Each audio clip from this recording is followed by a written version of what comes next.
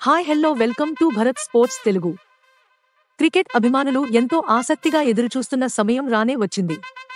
Indian premier league 2024 ఎడిషన్పై ఇప్పటి నుంచే cricket fans ఆసక్తి చూపుతున్నారు. కారణం డిసెంబర్ 19 నేడు నా ఐపీఎల్ మినీ వేలం జరగనుంది. ఇప్పటికే రిటెన్షన్, రిలీజ్ ప్రాసెస్ ముగిసింది. అన్ని ఫ్రాంచైజీలు కొందరు ప్లేయర్లను అట్టిపెట్టుకోగా మరికొందరిని రిలీజ్ చేశాయి.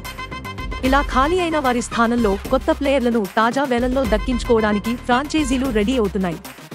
ఈ నేపథ్యంలో తాజా ఐపీఎల్ ఆక్షన్ గురించి పూర్తి వివరాలు తెలుసుకుందాం. 2024కి సంబంధించిన ఐపీఎల్ వేలం కోసం ప్లేయర్స్ రిజిస్ట్రేషన్ ప్రాసెస్ నవంబర్ 2023 30తోనే ముగిసింది. మొత్తం 333 మంది క్రికెటర్లు ఆక్షన్ కోసం నమోదు చేసుకున్నారు. అందులో 214 మంది భారతీయులు కాగా మిగిలిన 119 మంది విదేశీ ప్లేయర్లు. ఈ లిస్టులో 116 మంది క్యాప్ ప్లేయర్లు, 215 మంది అన్క్యాప్ ప్లేయర్లు, 2 అసోసియేట్ ప్లేయర్లు, ఐసీసీ అసోసియేట్ దేశాల ఆటగాళ్లు ఉన్నారు. అయితే అన్ని జట్లలో కలిపి మొత్తం 77 స్లాట్లు మాత్రమే అందుబాటులో ఉన్నాయి. అందులో 30 విదేశీ ఆటగాళ్లకు కేటాయించారు.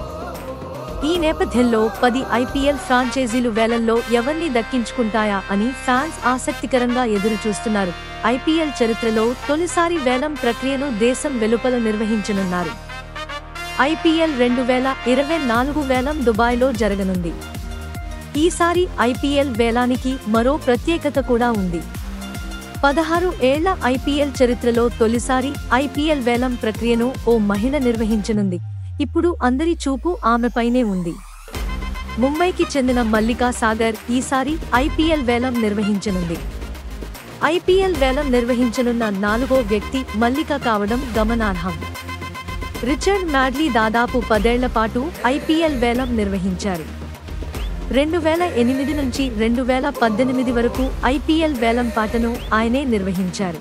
ఆ తర్వాత 2023 వరకు హ్యూజ్ ఎడ్మియేట్స్ ఐపీఎల్ ఆక్షనీర్గా వ్యవహరించారు.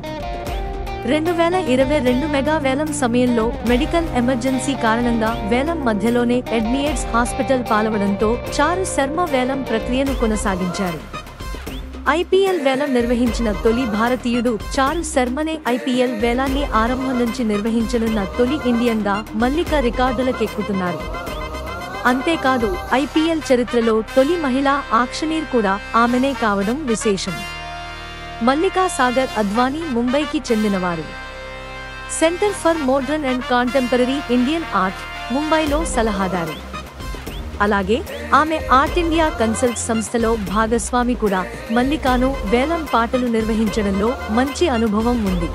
ఆమె 2021 కబడ్డీ లీగ్లో కూడా వేలం పాట నిర్వహించింది. దీంతో మహిళల ఐపీఎల్ వేలం కోసం బీసీసీఐ మల్లికను ఎంపిక చేసింది.